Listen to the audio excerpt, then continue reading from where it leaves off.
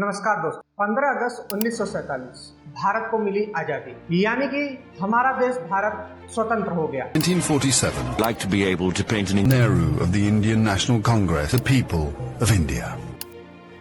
आखिरकार अंग्रेजों को हमारा देश छोड़ करके जाना ही पड़ा। हमारे देश के स्वतंत्रता सेनानी और शहीदों को आखिरकार सफलता मिली, लेकिन क्या वाकई में 1947 में भारत को स्वतंत्रता मिली?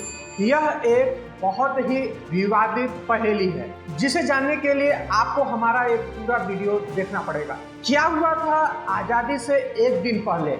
आज़ादी के बाद भी 10,000 लोगों को मार दिया गया, या यूं कहें हम भारतीयों ने एक दूसरे को मारना शुरू कर दिया, जिसमें कि 10,000 लोग मारे गए। जानने के लिए ये वीडियो अंत तक जरूर देखें। आखिरकार आज़ादी के एक रात पहले ऐसा क्या हुआ था? तो चलिए समझते हैं कि भारत की क्या स्थिति थी 1947 में और भारत कैसा हुआ करता था। 1947 में हमारा भारत एक कृषि प्रधान देश था और अंग्रेजों ने कुछ ऐसे कानून बनाए थे जिससे हमारे देश के किसानों को भारी नुकसान हो रहा था। एक कानून थे रियायतवारी और mahalwari tried to bar the way when fire engines came on the scene.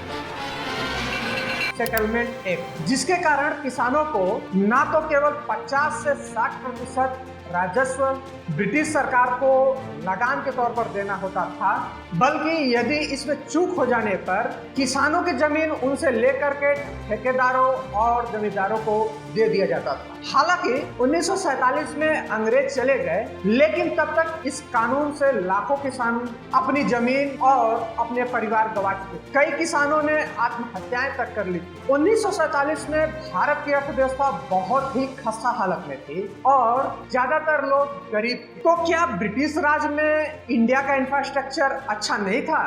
जी नहीं। 1947 में भारत का इंफ्रास्ट्रक्चर कुछ खास नहीं हुआ करता था। सीमित ट्रांसपोर्ट नेटवर्क, सीमित कम्युनिकेशन के माध्यम और अपर्याप्त बिजली हमारे देश को जकड़े हुए था।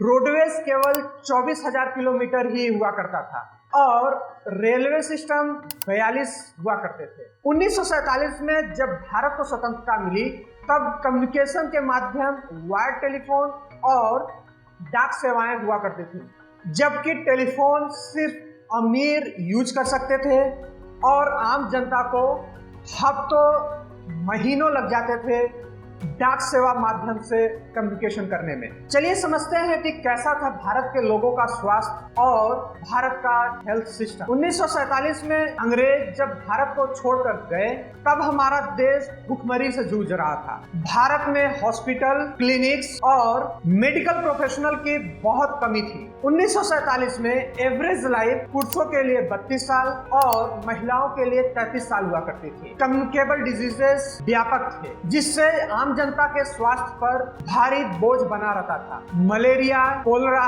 और ट्यूबरकुलोसिस जैसी बीमारियां लगभग हर घर में हुआ करते थे। कुपोषण से भी संबंधित बीमारियां प्रचलित थे। गांव और शहरों में पोलियो एक गंभीर बीमारी हुआ करती। जवाहरलाल नेहरू भारत के प्रथम प्रधानमंत्री बने। उन्होंने देश की नीति और संस्थानों को आकार देने में एक महत्वपूर्ण भूमिका निभाई। उन्होंने राष्ट्र निर्माण, आर्थिक योजना और शिक्षा सुधारों पर ध्यान दिया। भारत में सुधार लाने के लिए सबसे पहले देश का संविधान बनाना था और जब 15 अगस्त 1947 को भारत एक स्वतंत्र राष्ट्र बना, जवाहरलाल नेहरू के नेतृत्व में डोमिनियन ऑफ इंडिया ने राष्ट्रपति के साथ राज्य के रूप में एक सांसदीय लोकतांत्रिक प्रणाली को अपनाया। देश ने सेक्युलरिज्म, डेमोक्रेसी और सोशल जस्टिस के आधारों को अपनाया और भारत का अपना संविधान बना। कैसा था भारत का वर्कफोर्स और दुनिया से लड़ने की क्षमता? तो आते हैं भारत की सबसे बड़ी ताकत उसकी आबादी पर, यानी कि पॉपुलेशन। 1947 में भारत की आबादी 340 मिलियन हुआ करती थी, जबकि एवरेज लाइफ 32 साल पुरुषों के लिए और महिलाओं के लिए 33 वर्ष हुआ करती थी। मतलब कि लगभग 32 से 35 साल के उम्र में ही लोगों की मौत हो जाया करती और इस हाल में 340 मिलियन की आबादी में युवाओं का प्रतिशत बहुत कम था। इससे इंडिया की वर्कफोर्स दुनिया से कम्पीट करने के लिए इंडिया की क्षमता बिल्कुल नहीं थी। नई सरकार के लिए कई चुनौतियां और मुद्दे थे। इसमें लाखों शरणार्थियों का पुनर्वास और पुनर्स्थापन करना था। देश में फैली आर्थिक और सांप्रदायिक तनाव को संभालना था। आर्थिक विकास और प्राइसली स्टेट को भी भारत के संविधान से जोड़ना था। लेकिन सिर्फ यही नहीं, क्या और भी समस्याएं थी 1947 में। आखिर क्या हुआ था आजादी से एक दिन पहले जिसकी वजह से 10,000 लोग मार दिए गए थे। जाने से पहले ब्रिटिश सरकार ने भारत की भूमि पर एक ऐसा विशाल बीज बोकर गए जिसका प्रभाव भारत को आज भी झेलना पड़ रहा है और आगे भी झेलना पड़ेगा। आजादी से पहले के दौर में आजादी की लड़ाई में पूरा हिंदुस्तान एक होकर के लड़ा था। स्वतंत्रता सेनानियों में हिंदू, मुसलमान, सिख, ईसाई सब एक होकर के लड़े थे। लेकिन ब्रिटिश सरकार जाने से पहले हिंदू और मुसलमानों के बीच एक ऐसा नफरत का बीज जिसकी वजह से पूरे देश को तोड़ करके दो हिस्सों में बांटना पड़ा था।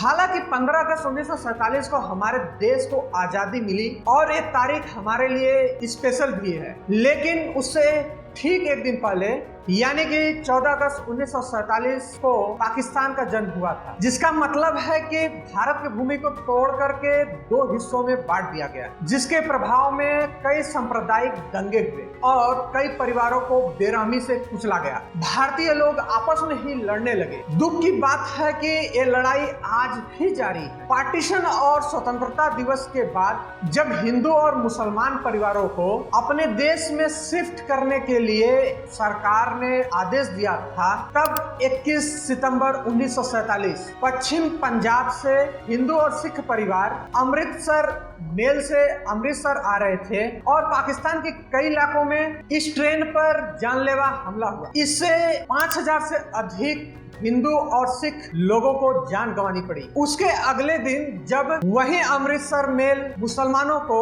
लेकर वेस्ट पंजाब यानी कि पाकिस्तान जा रही थी, तब हिंदू और सिखों ने बदले की आग में उन मुसलमान यात्रियों पर हमला कर दिया। इससे करीब 4,000 लोग मारे गए। नतीजा ये हुआ कि कुछ 10,000 हिंदुस्तानी मारे गए और पूरे देश में हिंदू बनाम मुसलमान का युद्ध जारी हो गया, जो कि आज भी जारी। यह कहते हुए बहुत दुख होता है कि नफरत का माहौल आज तक कायम है हिंदू और मुसलमान लोगों के बीच। शायद ये आगे भी रहेंगे, लेकिन इसे कायम करने वाले अंग्रेजों को कभी कोई दोषी नहीं ठहराया। तो अब तक आप समझ ही गए होंगे कि इंडिया 1947 में किस हालात में था और आपको उस प्रश्न का उत्तर भी मिल गया होगा कि क्या वाकई में 1947 में भारत आजाद हुआ था। दरअसल 1947 में अंग्रेज हमारा देश छोड़ करके चले गए, लेकिन उसके साथ समस्याओं का एक बहुत बड़ा पहाड़ हमारे कंधे पर छोड़ करके गए थे,